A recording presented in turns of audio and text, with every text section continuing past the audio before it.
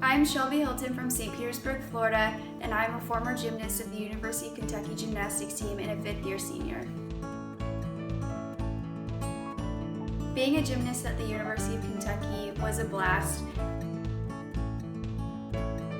My senior season started off pretty much awesome the whole time until midway in the season I started to feel sick on Halloween night, and I thought it was just a simple cold, but the simple cold ended up staying with me forever, and then it turned into bronchitis and I just couldn't shake off whatever it was.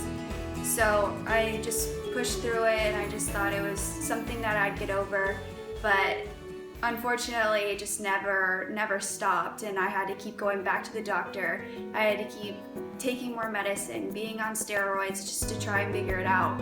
And we would do blood tests just to see what was going on, and I would even be in my room for the whole weekend just sleeping. And then one night I did get a fever, and the fever never would drop, and then that's when my coaches got involved to take me to the doctor. I felt like that I didn't know my body enough to know what was going on, but something just seemed so weird about everything, anything that I would do. Like the taste of food, I would have terrible headaches, couldn't pay attention in class.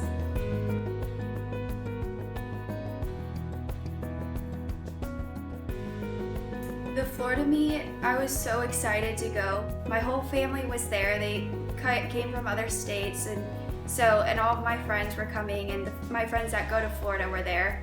So I was excited to compete, but since I could not shake off that sickness, I still felt a little weird. I couldn't sleep at night. Everything felt like I was in a daze, and I just had no idea what was going on.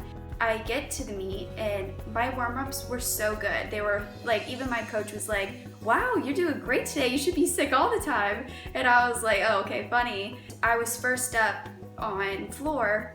My music started, and I just took a deep breath. I was like, "Here we go." And so I went into my tumbling pass. I got into my round-off, went into my back handspring. As I was going in the air, I set and went in the air, and I blacked out. I had no idea where I was, what I was doing. I thought I was doing 3 double backs or a double layout, and I just hit the floor. I got back up, and I was like, something is not right. And so I just got back down. I said, just stay down and just lay there. And I grabbed my head, and I just laid down on the ground, and my music was still going. And finally they stopped the music, and the paramedics came over.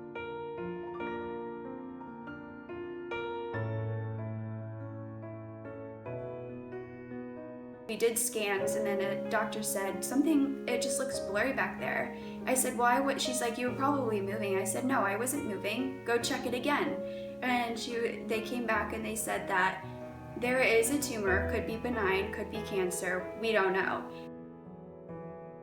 Medulloblastoma is a type of brain cancer that typically happens in children and younger boys. Luckily, I was in Florida with my family and had a great team looking after me and steering us in the right direction. I did proton therapy. I did it for 6 weeks, and then I had to go to my oncology doctor in Orlando, Florida, and she said that when they did the scans that the radiation had taken away all the tumors, and that we're gonna have to do chemo for my future. So I went through intense chemo.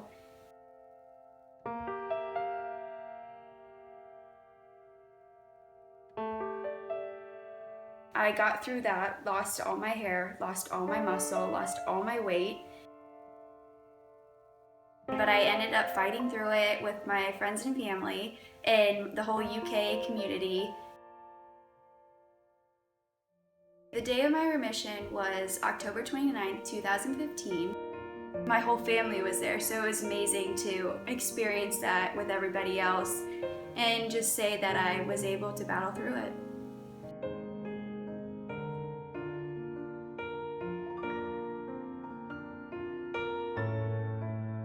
From day one, I just knew I was just going to come back here and finish up what I started. When I was diagnosed with the cancer, I knew that my career was over as being a gymnast. I knew that I was going to be out of school for a long time, but I was not really sure how long. But even in the back of my head, I was like, there's no way I'm going to go through school and go through all this and not graduate and get my degree.